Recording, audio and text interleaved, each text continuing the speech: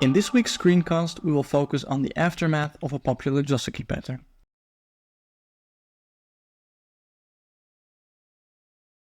So far, both sides are playing one of the most standard Josekis in Go. If black simply responds in the corner, we come to the perfect base position that we discussed in episodes 4 and 5.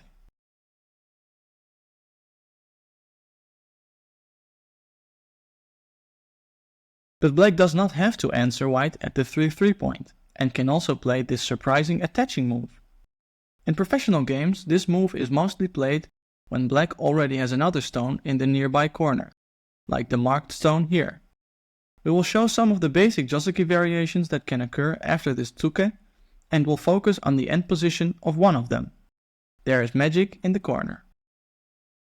In reaction to the black tsuke, white has two main options, A or B. We will show A first. This is the most popular of the two white choices. The only move for black.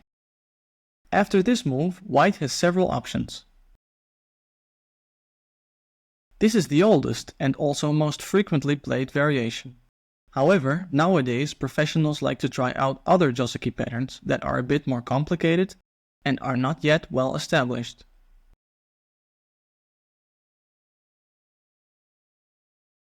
Jumping here is a natural flow to develop quickly. Black can also choose to extend a bit more solidly, but this is also a little slower and played less often.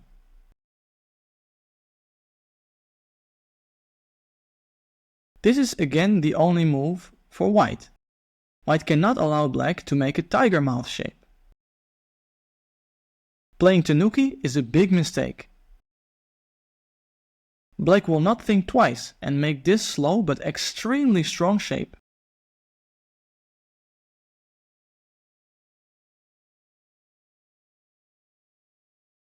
White needs a base and plays on San-san. Black blocks, and white has to answer to fix his cutting point. This is the end of the most basic Joseki. If white plays Tanuki, this is again a big mistake. Black cuts and has a huge corner. White's group is still weak. White has two other options. We will show them briefly to give you an idea. The first idea is to connect here instead of pushing from behind. Black can in return take the corner or the right side. Black takes the corner, but his two stones on the right side are alone and will be attacked. One of the ways in which white can pressure the right side. Other possibilities are to play at A or B instead. A lot of complicated sequences can follow. Black can also choose to go for the right side instead of the corner. The last option for white is to descend here. Again, black can choose the corner or the outside with A or B.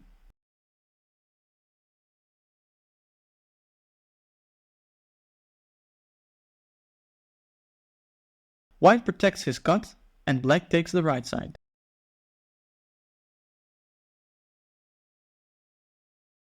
Instead of taking the corner, this is another way of playing, going for the right side immediately.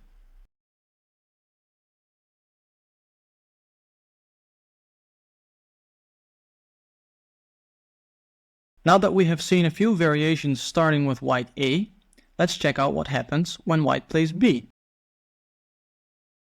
Again, black has a couple of choices, but a lot less than when white plays the hane on top instead. We will just show the main variation. Black makes a probe, giving white two options, A or B. A is easy to understand. B requires a favorable ladder for white and leads us to some corner magic.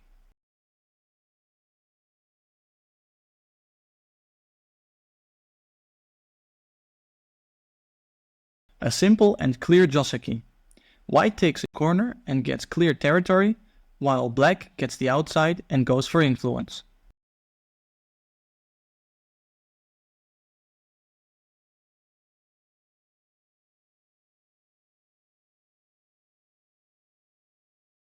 Black takes the corner, but we will see that there is still some aji left in the marked white stone. A favorable letter is needed for white to play this variation.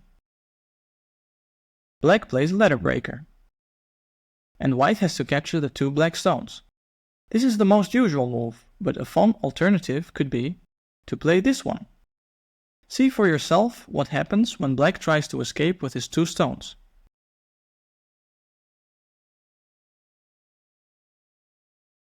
Black gets sente again. The result looks way too good for black. So why is this Joseki? The answer is found in the white stone at A. It looks dead, but there is still magic in the corner. As so often is the case, the sun is the vital point in the corner. White can still live. Black can try several things in order to attack white's 2 stones, but none of them work. We will show some of black's attempts, which are countered by some white tsujis. The most straightforward black attack, leading to a straightforward life of white. The vital point. A is always sente, so white is alive.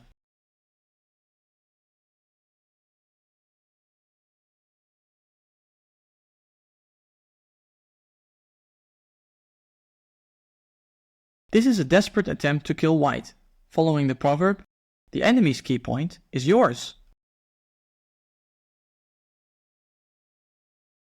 Another white key point is occupied, and white is alive. Suddenly, however, the position looks scary. If white connects, there is a ko. However, white also has a tsuji.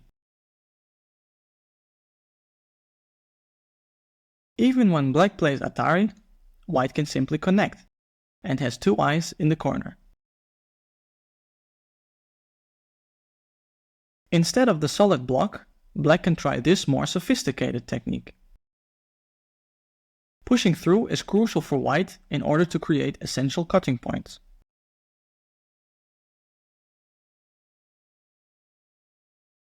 If black wants to kill white, he needs to take away white's eyes. However, white gets sente and can cut black. This would of course be a terrible result for black. Black can also try this, but again, white can simply cut. Finally, after the block and the jump, black has one last resort. This Kozumi is the most severe killing attempt of the 3. But this severe attack will also create a beautiful counter tsuji for white. Shape move once again. We studied this position for more than an hour and came to the conclusion that white is alive here as well. The following moves show the strongest resistance that both black and white have to offer. White threatens to make 2 eyes easily, so black of course has to prevent this. Now that white made himself strong in the corner, he forces his way out with a sequence of tsujis. This is the first tsuji. The natural response for black.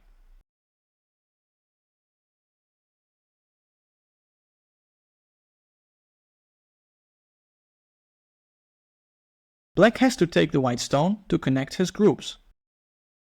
But now this beautiful tsuji connects white's 2 groups and is the crux of it all. Black cannot cut white. Black can also try this, but this also fails.